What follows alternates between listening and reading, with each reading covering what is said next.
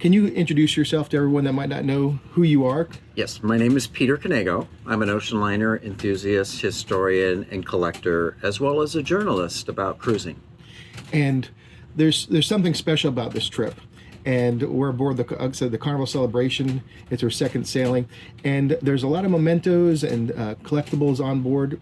And you shared that with us earlier, but I was wondering if you could share with the audience. Of course, the Golden Jubilee Lounge is a room that's dedicated to Carnival's 50-year history.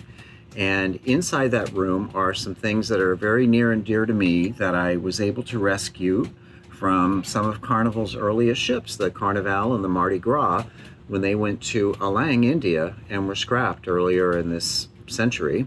I was the first person in line trying to rescue some of the most gorgeous stuff ever fitted to a ship. Etched glass panels, beautiful woodwork, all sorts of things. And the things that Carnival could use are actually in that room, along with some of the other things from their collection. And so it's taken all this time, and finally Carnival celebrating its 50th anniversary, and they came to you, and now they've installed it into the Golden Jubilee bar. And can you go into the detail and let the audience know of some of these pieces that are finally you're sharing with the world? Sure. Well, to me, the biggest, the most important thing in there's a lot of wonderful treasures, but the 20-foot wall of mahogany, glass, and brass that was the back window or the aft window of the Mayfair Lounge on the Empress of Canada, which became Mardi Gras, was there on the ship. And every time I visited the Mardi Gras, sadly I never got to sail in her, I would walk by this beautiful window with these gorgeous etched glass insets of Canadian flora and just think that is the most beautiful thing. So when that ship went to Alang, I rescued it. It's in 4 big sections that weigh a lot. And I was terrified that they would get broken on their way to California. They were stored in my garage. I offered them to Carnival. And at that time, back in 2004, Carnival was still, not a very old company. And I don't think there was so much attention being paid to nostalgia. They really didn't see where this would fit in with their ships, which were very pizzazzy, and they didn't want to be like an old museum kind of thing. So their whole attitude was, "We're really glad you saved this stuff. Good luck." So I consigned that wall of glass to this guy, Dennis Bozes, who runs this company called Off the Wall, and he sells big architectural things to architects, interior designers, movie stars with giant homes who want something unique. And I was hoping Dennis would find a home for that wall, and he actually put it on display at the 2008 Modernism Show in Santa Monica. So when thousands of people walked by it at the entrance to the Santa Monica Civic Auditorium, and it looked gorgeous, nobody wanted it. I was like, oh God. But Dennis kept it, and he kept it in his warehouse, and he loaned it out for use on a television commercial, so it got some visibility. And he kept telling me, I don't get it. This thing is so beautiful. I don't know why nobody wants it. But maybe there was a greater purpose in mind. So I took it back. It's in my garage for years. I'm terrified we're going to have an earthquake. I didn't have a space in my house that was big enough to incorporate it because I put so many other things in my house. So it just broke my heart. And then finally I got a call from Glenn Aprile, who is in new builds at Carnival. And Glenn said, "Do you still have that old Carnival stuff in your collection that's available?" Sadly, I sold a lot of things that would have been perfect for the Golden Jubilee, but I definitely had that, and I had some other things like a big, huge set of glass doors from the Carnival. So he's like, "Just give me a list of what you got." He went back to Carnival, and then, boom, we made a deal. Off these things went once again. The glass wall was shipped to Finland and installed in the ship, looking very much like it did on the Mardi Gras. And for me, that was like the ultimate dream come true. So, sometimes you wonder why things don't go the way you want them to. And then down the road, the answer comes, that was not meant to be. There was a greater purpose. And for me, this is the ultimate. So that is one of the key things. There's a beautiful brass Chadbourne telegraph that was on the bridge of the Carnival. She had 4, 2 inside and 2 on the bridge wing. And I wish I bought all 4 because they're just stunning. I only had enough money for 1, so I bought it for my collection. At the time, after the Mardi Gras stuff didn't, sell, I thought, well, at least I'll have one for me. And then, of course, Carnival did want it, and it's a beautiful thing. And it starts off the promenade that's outside that window. It starts with the old Carnival, and then as you go forward in the ship, you're going forward in time in Carnival history.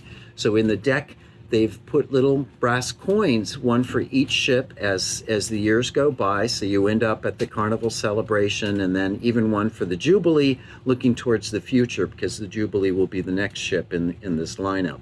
So they've also installed a diorama showing the history of Carnival each decade, which is phenomenally well done. And in the first diorama, you see people sort of sitting in very 70s mod clothing with big afros and all the big long sideburns. And behind them is the Empress of Canada, which morphs into the Mardi Gras. And then she's joined by the Carnival and Festival, which were the first 3 Carnival ships. So it's really beautiful. And then as you walk along that wall, that brings you into the future, where they're looking towards the Carnival Luminosa, and you get the story of each decade in between. So it's just beautifully conceived. This is conceptual design. It's back at Carnival. It's not as crazy and over the top, with the flourish of Joe Farkas, but there is a lot of thought put into it. And I just hand it to the Carnival New Builds team, because I am a fan of ship design, and it's exciting to see something that's not just new and pretty and generic, which is what my problem is with most modern cruise ships. You could be in a hotel or an airport lobby and not a ship, because everything is, it doesn't have that connection like this does. So inside the room itself, there's tabletops that were rescued from the Fascination. This is Glenn's brainchild, featuring Al Hirschfeld sketches of a lot movie stars and such, and they're very, very cool. And inside of each sketch, the word Nina, which was Al Hirschfeld's daughter, is inserted there somewhere, so that people looking at those tabletops while they're having a drink can do, where's the Nina? So that's cool. I thought that was cool. The Celebrations Builder's Plate, the first celebration from 1986, is up on the wall as well. That just came from Elaine, because she was just finished being scrapped there. So Glenn got that. And in the bar itself is little insets that are in the base of the bar that are based on the etched glass panels that were in the lobby doors of Carnival, Empress of Britain. And the original panels themselves will be put on the wall. They're not up yet, so there's still more to be seen in that room. But in the forward section of the room, there's also a beautiful glass panel, etched glass, that came from the Empress of Britain, the former Carnival. So that's on its own, standing there. And it's next to the doors that it used to be part of the aft bulkhead, supporting the doors. And on the doors, in the transom on the top of the doors, is this spectacular etched bit from depicting musical instruments. But off to the side, you can see a 3-funneled liner, which was the previous Empress of Britain, which is considered one of the most beautiful ocean liners ever built. So that's there, and the doors themselves are etched with musical instruments, and it's just incredible to see that from the Empress of Britain, and the glass wall from the Empress of Canada. They never were together because they were on different ships, but that history of Carnival has been reunited in this room. You don't even have to know the history and understand what all that stuff is, because it's just beautiful to be surrounded by it. It's gorgeous. It could be from anything, but the fact that it's there and it represents Carnival's history is just, warms my heart. Trust me, I don't want to leave this ship. And you were telling the story about how the etching, the craftsman that made the glass wall, the flowers, the maple leaves, was it the maple leaves? Yeah. Can you explain that? Sure. This was done it was acid etched, and they used chemicals that were toxic, and they didn't know it at the time. And a lot of these artisans died very young because they were being exposed constantly to these chemicals. In the shipyards in Britain, the Empress of Britain was built in Scotland, and the Empress of Canada was built in England. And at that time, in the heyday of British shipbuilding, because the Brits used to be, on top of, they were the best. And they had craftsmen who specialized just in the woodwork, carpenters, that families, generations from the 1800s all the way through the 1960s. grandfather worked, at, John Brown Shipyard or whatever. His son would work there, his son's sons would work there, and so on. It was a craft that was passed on in the families. And the glass people were the same way. The glass etchers and cutters were also, just family-based stuff. The British shipyards were a big part of British industry in the 20th century. And then when the airplane came along, they were gone, So these represent an old world style craftsmanship that we just can't recreate today. You can imitate it, but you can't recreate it the way it really looked that way. Wow. Thank you for sharing that. And I know the chairs in the Golden Jubilee are just incredible, and they have an amazing story. Could you share that as well? Yes, thank you for asking, of course. The chairs in the Golden Jubilee are reproductions. They're bigger and they're more comfortable than the original chairs, which were called Albegna, Albegna. It's an Italian brand. And the architect who rebuilt the Carnival in the early 60s, Gustavo Pulitzer Finale, who had worked on public rooms in the Conti di Savoia, one of the great Italian liners of pre-war. Finale was one of the great architects, and anything he touched or had his name on now is highly desired by interior designers and architects and fans of ships. It's extremely valuable stuff. The Riverboat Club Casino on the Carnival was redone for the Queen Anna Maria. I don't know what they called it on the Queen Anna Maria, but that room was filled with these Albegna chairs. And then in the 80s, when they redid that room, they threw them all out except for two that were put in the officers' mess. And you had actually seen them. Yes. Yeah, I sailed on the ship when she was called Olympic in Greece, and the Greeks knew me because I love all the old ocean liners, and they were so proud to give me these back behind-the-scenes tours. And we get in the officers' mess, and I'm like, oh my God, there's two of these chairs. One had orange upholstery, I think the other had green. I mean, they'd been redone, and they were just sitting in the officers' mess. So when she went to India for scrapping, I told Kaushal, the person in India who gets all my stuff, I said, look for these two chairs. I sent him pictures. He found them and he rescued them. And so they were part of the stuff that Glenn got. And he and I guess Petu Kumala, who is in charge of new builds, they got together and brainstormed and reproduced these chairs. So those are what you sit on in the Riverboat Club, or the former Riverboat Club Casino, now the Golden Jubilee Lounge. Those are what you sit on next to these Al Hirschfeld tables. It's just fantastic. It's incredible. So it's literally a living history that from so many different parts of the past. Yes. Really incredible. Now, can you share anything else? Is there anything else on board the Carnival Celebration that you found during your time on board? Yes, there's all sorts of things, actually. And one more thing in the Golden Jubilee, again, not my doing, but from the Sensation, Caverna Massa Shipyard made this sculpture in bronze of the gentleman whose name is very hard to pronounce, was in charge of Caverna with Ted Arison, and they're floating little boats out on this little pond. So that sculpture is in there as well. That came from the Sensation, Carnival Sensation in later years. So that's in there. And if you walk forward of the riverboat, or of the riverboat, the Golden Jubilee, if you walk forward, you will find just outside the Rolls Royce that Joe Farkas put on the Ecstasy, which removed from the ship a couple months ago when she was Carnival Ecstasy, just before she sailed off to the scrapyard.